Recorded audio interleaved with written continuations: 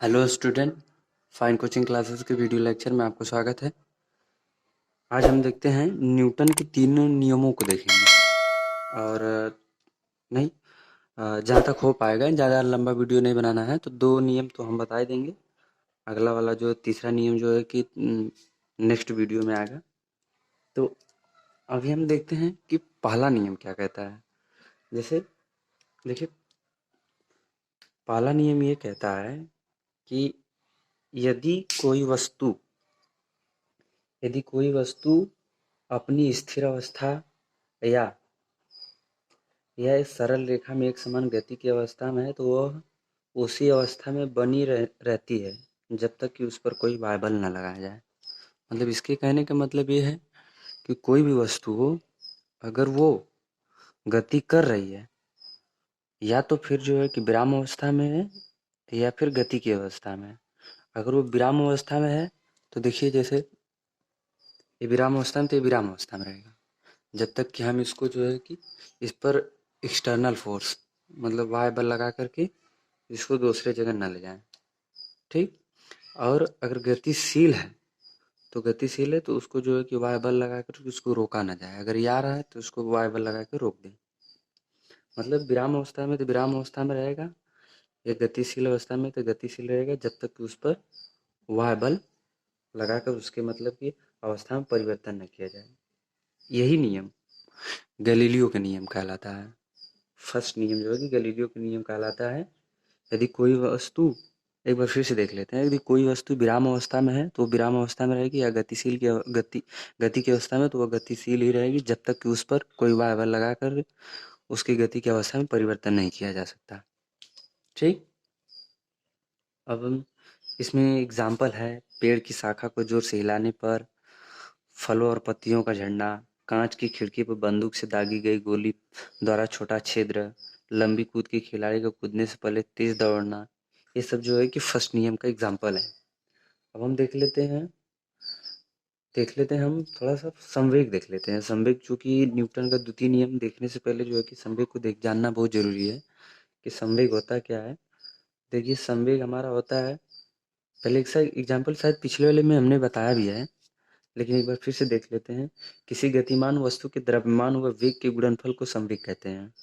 किसी गतिमान वस्तु के द्रव्यमान व वेग, अगर वस्तु गतिमान है, ठीक, तो उसका मतलब कि वस्तु का जो द्रव्यमान होता है वो और उसका वेग, वो इन दोनों का गुणा कर दिया जाए तो वही जो है कि गुणनफल जो होगा वही संवेग कहलाता है।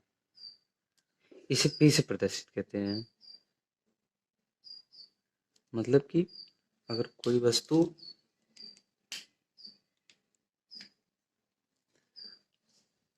लिख लीजिए, जैसे कि अगर कोई वस्तु में द्रव्यमान है और उसका जो है कि जो कि कुछ चाल से चल रहा है, वेग हो, तो उसी गुणनफल को, तो इसको हम लिखते हैं पी। यहाँ पर हम लिख लेते हैं पी बराबर का यम इंटू वी। यही होता है ना, मतलब द्रव्यमान और गुणे वेग के गुणनफल को ही हम क्या कहते हैं, यही हमारा जो होता है एक संवेग कहलाता है। ठीक, यही हमारा संवेग कहलाता है। अभी हम जान लिए। देखिए, संवेग एक सदिश राशि है, क्योंकि वेग है, द्रव्यमान भी है और वस्तु में वेग भी है। तो वेग बराबर क्या होता है? वेग बराबर होता है विस्थापन बटा समय। तो विस्थापन जो है कि हमारी जो होती न्यूनतम दूरी हो गई, लेकिन एक निश्चित दिशा में हो गई ना, क्योंकि विस्थापन दो वस्तुओं के बीच की एकदम न्यूनतम दूरी को ही जो है कि हम जो है कि विस्थापन कहते हैं। तो विस्थापन सदिश राशि है, तो वेग क्या हो गया, ये भी सदिश राशि थी। इसके साथ जो जुड़ेगा गुणनफल जो होगा संवेग, वो भी एक सदिश राशि ही होगा। ठीक। इसमें क्या होता है, परिमाण भी होता है, दिशा भी होता है। देखिए, द्रव्यमान है तो परिमाण होबे करेगा, और जो है कि वेग है तो दिशा होबे करेगा। ठीक। और संवेग की दिशा वही होती है जो वेग की दिशा है, जिधर वेग होगा उधर ही संवेग होगा। ठीक। तो ये चीज हम जान लिए। अब हम देखिए, जैसे एक इसी पर एक न्यूमेरिकल देख लेते हैं पहले। देखिए, लिखा है 5 किलोग्राम द्रव्यमान का एक पत्थर 10 मीटर पर सेकंड के वेग से लुढ़क रहा है, तो पत्थर का संवेग ज्ञात कीजिए। देखिए न्यूमेरिकल जो कि बहुत छोटा सा, कोई इसमें नहीं है। देखिए 5 किलोग्राम द्रव्यमान, ठीक, द्रव्यमान, द्रव्यमान का पत्थर है, का पत्थर, ठीक, 5 किलोग्राम द्रव्यमान का क्या है, एक पत्थर है। पत्थर जो है कि उसका वेग, वेग जो है कि 10 मीटर, 10 मीटर पर सेकंड के वेग से, पर सेकंड के वेग से लुढ़क रहा है, लुढ़क रहा है, ठीक, यहाँ पे लुढ़क रहा है, हम उसको आगे लिख कर दे रहे हैं, कोई इसमें नहीं, लुढ़क रहा है। तो पत्थर का संवेग ज्ञात कीजिए। हमें जो है कि संवेग पूछ रहा है, ठीक। 5 किलोग्राम द्रव्यमान, देखिए यम बराबर क्या है, 5 किलोग्राम है, ठीक, और इसका वेग क्या है, 10 मीटर पर सेकंड है, ठीक। तो हम लेंगे, और हाँ, संवेग का मात्रक भी इसमें देखना है हमको, बहुत जरूरी है कि संवेग का मात्रक क्या होता है। पहले इसको देख लेंगे। देखिए संवेग का मात्रक होता है एसआई पद्धति में, इसको किलोग्राम मीटर पर सेकंड होता है। हमने शायद पिछले वाले वीडियो लेक्चर में बताया है कि संवेग कैसे नहीं, मतलब कि संवेग का मात्रक क्या होता है। देखिए हम यहीं पर रख देते हैं। देखिए ये हमारा p बराबर क्या होता है, ऊपर वाले फार्मूले से m इंटू वी होता है। तो यहाँ पर संवेग हमसे पूछ ही रहा है, तो इसी को संवेग कहते हैं। तो ये 5 और गुणे 10 हो गया, यानी कि ये हमारा कितना निकल गया, 50, 50 मीटर किलोग्राम। देखिए यहाँ पर ये किलो है, ठीक, किलोग्राम मीटर, मीटर प्रति सेकंड, ठीक। इसलिए कि द्रव्यमान है, द्रव्यमान का मात्रक किलोग्राम और वेग का मात्रक मीटर पर सेकंड होता है, ठीक। देखिए द्रव्यमान का मात्रक किलोग्राम होता है एसआई पद्धति में, और जो है कि वेग का मात्रक होता है मीटर पर सेकंड होता है। तो इसलिए इसका मात्रक किलोग्राम मीटर पर सेकंड होता है। और सीजीएस पद्धति में भी होता है डाइन सेंटीमीटर पर सेकंड होता है, ठीक। उसको हम बाद में समझेंगे, लेकिन इतना देख लें। तो और हम न्यूटन का जो है कि अब द्वितीय नियम देखते हैं। द्वितीय नियम हमें क्या कहता है न्यूटन का, कि किसी वस्तु के संवेग परिवर्तन की दर, मतलब किसी वस्तु के संवेग, देखिए यही संवेग, संवेग परिवर्तन की दर उस पर लगने वाले असंतुलित बल के अनुक्रमानुपाती होता है। असंतुलित बल क्या होता है, मतलब यदि किसी वस्तु अथवा निकाय पर लगे हुए बलों का परिणामी बल शून्य नहीं है, तो वे बल असंतुलित बल कहलाते हैं। असंतुलित बल द्वारा किसी भी स्थिर वस्तु को गति प्रदान की जा सकती है। मतलब ये कोई ब्लॉक है, ठीक, अगर ये, अगर हम इधर से इसको फोर्स लगाएंगे, ठीक, अगर हम इधर से इसको बल लगाते हैं तो ये हमारा इस दिशा में चल पड़ेगा, ठीक। मतलब स्थिर वस्तु को गति प्रदान की जा सकती है बल लगा करके, तो ये हमारा असंतुलित बल हुआ। और संतुलित बल का मतलब ये हुआ कि अगर इधर से बल लगा दे ये, तो मतलब कि ये बल स्थिर रह है, सभी परिणामी बल शून्य हो जाए तो वस्तु स्थिर होगी, तो उसको हम कहेंगे संतुलित बल। इधर उधर से बल लगा के संतुलित कर दिया जाए, लेकिन हाँ इसको जो है कि इसका आकार में परिवर्तन किया जा सकता है बल लगा के, ठीक। तो हम जान लेते हैं कि असंतुलित बल भी होता है, बल लगाने से वस्तु की गति को, मतलब वस्तु में गति प्रदान की जा सकती है किसी स्थिर वस्तु में, ठीक। तो हम ये चीज जान लिए। अब हम उसी को, मतलब असंतुलित बल, ये हमें बता रहा है कि असंतुलित बल के अनुक्रमानुपाती होता है, मतलब किसी वस्तु के संवेग।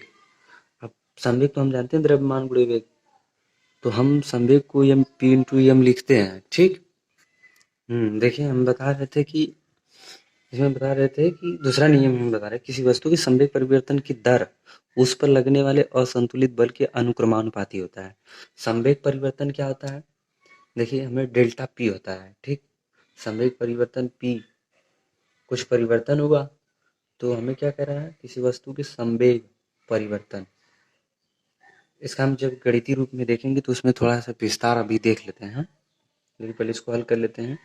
तो हमें कह रहा है किसी, फार्मूला तो बताई देंगे, देखिए यफ क्या, मतलब किसी वस्तु के संवेग परिवर्तन की दर।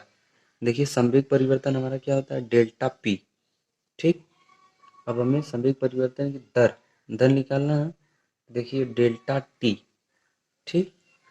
और क्या कह रहा है, उस पर लगने वाले असंतुलित बल, मतलब असंतुलित बल के अनुक्रमानुपाती। जो असंतुलित बल होता है, जो हमने बताया है, असंतुलित बल के अनुक्रमानुपाती होता है, ठीक। अनुक्रमानुपाती मतलब प्रोपोर्शनल का साइन लगेगा, ठीक। ए या असंतुलित बल के अनुक्रमानुपाती होता है।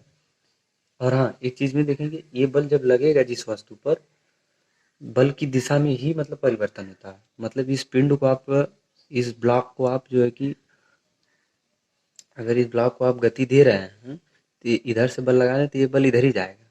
यही कह रहा है कि संवेग परिवर्तन, इसमें द्रव्यमान भी है और उसमें बल लगाने पे ये जो है कि वेग भी चल रहा है। इसलिए हम कहेंगे कि इसमें वेग परिवर्तन इसका हो रहा है। स्थिर अवस्था से कुछ वेग चल दिया, कुछ वेग से आगे बढ़ रहा है, तो इसी को हम कहते हैं संवेग परिवर्तन।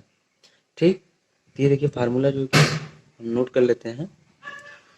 मतलब किसी वस्तु के संवेग परिवर्तन की दर उस पर लगने वाले असंतुलित बल के अनुक्रमानुपाती होता है। ठीक, और देखिए डेल्टा पी संवेग परिवर्तन है ये।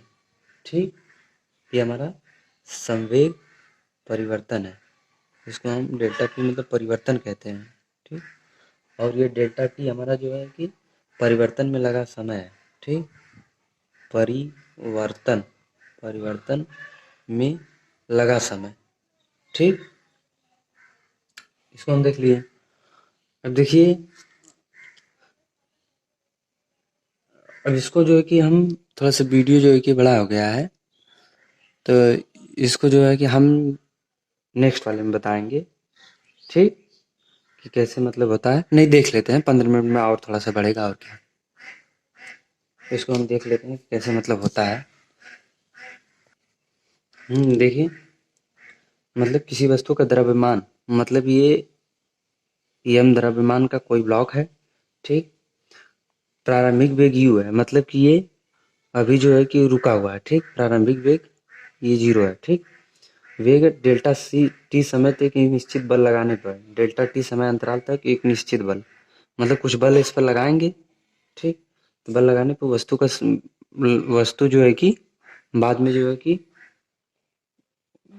मतलब कि इसका वेग बाद में क्या हो जाता है, v वेग हो जाता है। ठीक, कुछ वेग जो है कि v हो जाता है, अंतिम वेग v हो जाता है बल लगाने पर। ये यहाँ से बल अप्लाई करते हैं तो उसका मतलब वस्तु का वेग v हो जाता है। ठीक, हमसे डेल्टा टी समय में, यहाँ पर डेल्टा टी समय में दिया है। ठीक, तो हम देखिए क्या कर देते हैं, हम जानते हैं प्रारंभिक वेग ही, मतलब ये प्रारंभिक वेग है, तो इसको हम P1 से डिनोट करते हैं। P1 का मतलब है कि m इंटू वी, द्रव्यमान संवेग है ना, तो प्रारंभिक संवेग m इंटू प्रारंभिक वेग, द्रव्यमान गुणे वेग होता है। ठीक, तो ये हमारा प्रारंभिक वेग हो गया। ठीक, ये हमें समीकरण 1 हो गया। और ये हमारा P2 क्या है, P2 हमारा जो है कि m कुछ वेग v हो गया, तो m इंटू का v, ये हमारा समीकरण 2 हो गया। ठीक, हमें परिवर्तन में लगा समय। ठीक, परिवर्तन में लगा समय, तो हम लिख ले रहे हैं परिवर्तन कितना हुआ, डेल्टा पी हमारा परिवर्तन में है, तो हम परिवर्तन पहले कर लेंगे। तो ये हमारा अंतिम वेग माइनस का प्रारंभिक संवेग, तो हम देख लेते हैं कि इसमें जो है कि ये हमारा यम वी माइनस का यम यू प्रारंभिक वेग। ठीक, ये हमारा हो गया। मतलब कि इसमें थोड़ा सा हम एक स्टेप और छोड़ दिए हैं, यहाँ पर देख लेते हैं P2 माइनस का P1। ठीक, ये हमारा संवेग है ना, P2 माइनस P1 घटाने पर यहाँ delta P M into V. यहाँ पर देखिए, यहाँ पर लिख लें P बराबर के क्या हो जाएगा, यहाँ पर एम दोनों में कॉमन कर लेंगे तो V माइनस क्यू, मतलब अंतिम वेग माइनस प्रारंभिक वेग। ठीक, देखिए हमें ये निकल गया। अब हम थोड़ा सा और आगे देख लेते हैं, संवेग परिवर्तन की दर। हम जानते हैं कि इसका मतलब दर, जो संवेग परिवर्तन होता है उसी का दर, मतलब कि डेल्टा पी बटा डेल्टा टी। ठीक, अब संवेग परिवर्तन, तो संवेग परिवर्तन हमें क्या मतलब दिया है, ये हमें देखिए निकल गया संवेग परिवर्तन। तो इसमें जो है कि यम वी माइनस का यू और बटा का डेल्टा टी। ठीक, इसमें जो कि हम डेल्टा टी कर देंगे। देखिए शायद दिख नहीं रहा होगा, एक मिनट। देखिए हमें संवेग परिवर्तन की दर निकल गया। तो अब हमसे हमसे मतलब आगे बताया क्या था, आगे बताया था ये कि मतलब ये इस फार्मूला में जो है कि अभी हम थोड़ा सा इधर देख लेते हैं। इसमें देखिए प्रोपोर्शनल डेल्टा पी अपन डेल्टा टी कहा था, तो हम जो है कि बल को यहीं उठा के रख देंगे, प्रोपोर्शनल होता है ये। तो हम थोड़ा सा इधर देख लेते हैं, इसको मिटा देते हैं, तो मतलब देख ही लिए होंगे।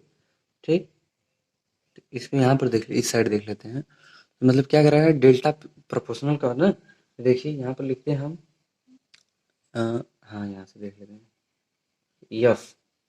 एफ प्रोपोर्शनल, ये हमारा जो है कि यही वाला आ गया जो मतलब यहाँ पर किए थे। देखिए ये उसके बराबर हो गया कि नहीं, तो ये मान प्रोपोर्शनल के बराबर रख देंगे, तो यम वी माइनस का यू, देखिए ये हमारा डेल्टा टी, ठीक, ये हो गया। अब देखिए प्रोपोर्शनल के साथ हटता है तो के एक नियतांक जुड़ता है, ठीक, तो एफ बराबर के, देखिए यम वी माइनस का यू, ठीक, ये डेल्टा टी, ठीक, डेल्टा टी हो गया हमें।